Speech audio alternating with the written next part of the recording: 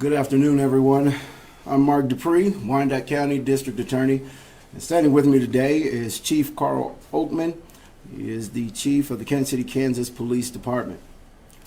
The reason why we've called this press conference is to announce the charging and the fouling that stem from an incident that occurred on or about February 7th, 2022, at which time D. Otis Brown was allegedly involved in a domestic dispute with the use of a deadly weapon.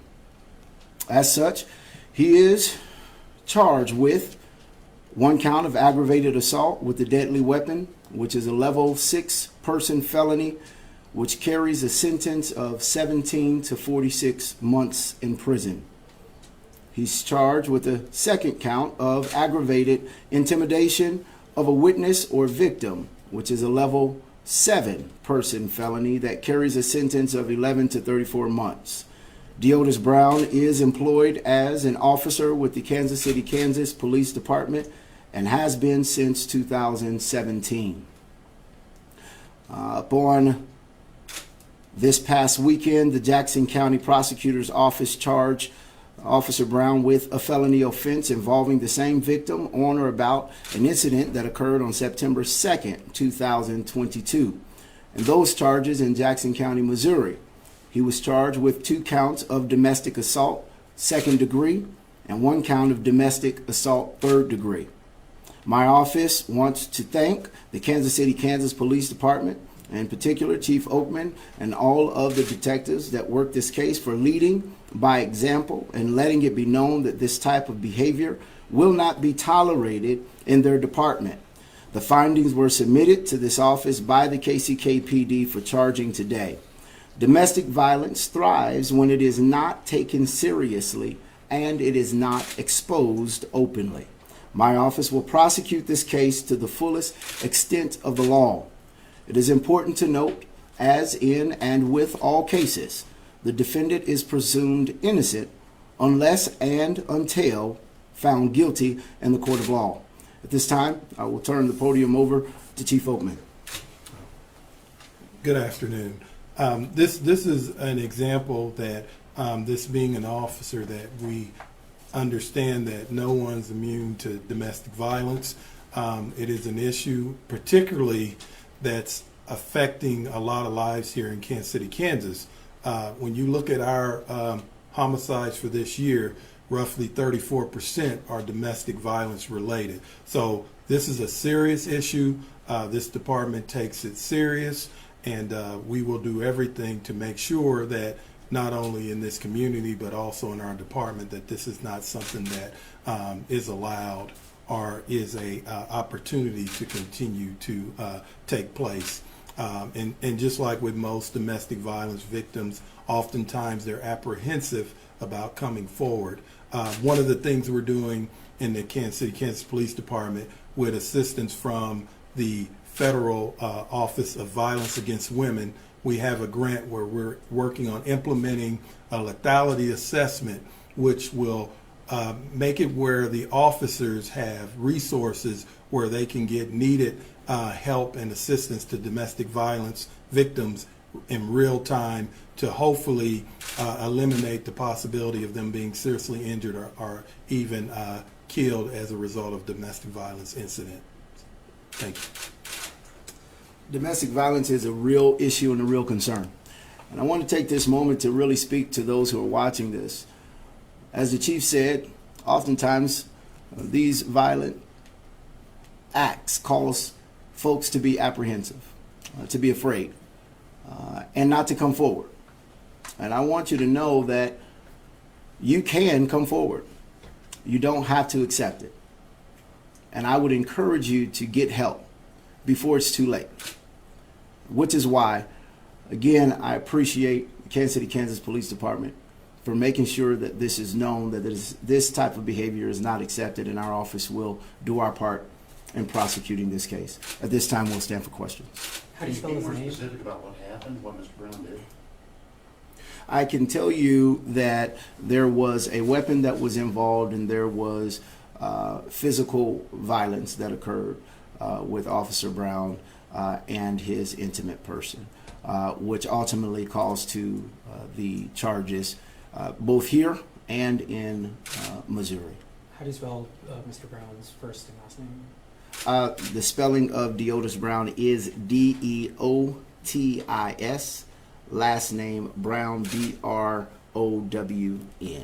Date of birth? I do not have that handy for you. Capital D, How long have you lowercase been on the force? It's 2017. Capital D, lowercase e, Thank capital you. O, is that correct? That's how I have it written down. Okay. Now, whether or not that's how he writes it, I don't know. And he is an officer, not a sergeant or corporal. You don't have corporals, but not a sergeant or anything like that, right? Yeah, he's a police officer assigned to patrol. So you said the victim was a romantic partner, is that correct?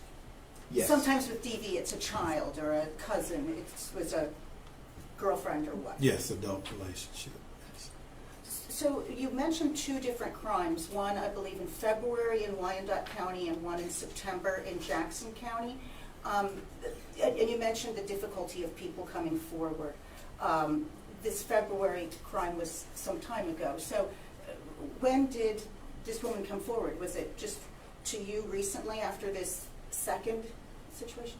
Yeah, once we made aware on Saturday, I believe the second, we were made aware of the incident in Jackson County, Missouri. At that time, the victim relayed some additional information on the February incident, which at that time occurred in KCK. So at that time, we immediately opened up a criminal investigation in Kansas City, Kansas. And once Officer Brown was charged in Jackson County, we immediately suspended him without pay. So, you know, this violent incident with a gun, 7 months went by before this woman felt that she had the courage to, and you know, safety to say something about it. I don't know if you've had any direct interaction with investigators. I mean, did she say what made her finally decide, like, I'm going to do this? So, if you don't mind, Chief, I want to make sure that we don't get into too many specifics, right? Because the Kansas Rules of Professional Conduct says that we can't get into the facts of the case before the case is actually tried. And so, to answer that question, it all stemmed from this event that occurred over the weekend, and ultimately that opened up an opportunity for this young lady to speak up and to speak out. And as the chief stated earlier, when you're dealing with domestic violence, and if you know the cycle of violence when you're dealing with abusers, it is the way that they do things. They make you believe that everything's okay and that everything's fine, and then they strike again, and then they inflict fear into you. And it doesn't matter if you're at the workplace, if you're at the church house, if you're at home, wherever you are, this is a cycle that they play mentally and psychologically on these folks. And so for us and for our office, we are just happy that there is someone who finally got to a place in her life where she could stand up and speak up. And so we're going to use that and use the facts of that to hopefully move swiftly through this case to a swift end, and encourage those who are in the middle of that cycle to break it and to speak up. And right now is the time to do it. You don't have to wait. Are there any other questions? Is Yes. it 5 total felony charges, 3 in Jackson County, 2 in Wyandotte County? Just want to make sure that's Yes. actually correct. Yes. Has there been any previous calls of service to where this happened or his home? Yeah, not that we know of. No, there hasn't been any previous calls to the home. And this is one thing, as I mentioned, with the lethality assessment. On some of these cases, we do have multiple calls, and this will give the officers a tool to intervene early when they come across a domestic violence situation. Oh. Is Mr. Brown currently in jail? Yes, he is currently. Chief, as the leader of the police department, what's your message to other officers, you know, with this news that comes out today? Well, I think with any crime, I think no one's above the law, and everyone will be held accountable. Likewise, officers that may be victims of domestic violence, this is also an opportunity for them to come forward. It goes both ways, and you know, I want to get that message out clear that we're here to help and to assist, especially through the police department internally. We have wellness programs, we have peer support. You can reach out to us, and we'll make sure that we can do whatever we can to help alleviate this type of violence in our community. Do we have an amendment date? That arraignment date, I will have it before you all leave. Thank you. Indeed. We do know that he is in custody. He was arrested earlier today and has a bond, I believe, of $40,000 at this time. I commend the Kansas City, Kansas Police Department and the chief for pressing on the lethality assessment. That lethality assessment is something that has been around and studied since the early 2000s, and I know Johnson County brought it about into Kansas in 2011, and so to see it here and having the opportunity to try to be preventional and not just reactive in this area is something that Wyandotte County needs, and so I appreciate you, Chief, for doing that. What is the lethality assessment? Can you describe it a little more? Because I'm not that familiar with it. Yeah, what it is it's an assessment that when an officer responds on a domestic violence incident, they go through an assessment with the victim, and there's things on there like, was a weapon used in the past, is the suspect under the influence of alcohol or drugs. There's several questions, you know, has this person struck you in the past? And they get a score, and if that score reaches a certain level, then the officers intervene immediately, get them to a shelter, hotel, you know, any kind of expense, babysitting, whatever it is. They get the resources, and it doesn't matter if it's 5 o'clock in the afternoon or 4 o'clock in the morning.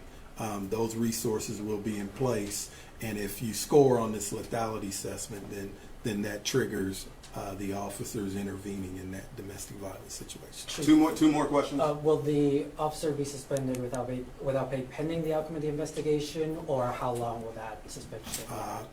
Right now, he is suspended. As I said, once I became aware of the charges in Jackson County on Saturday, we suspended him without pay.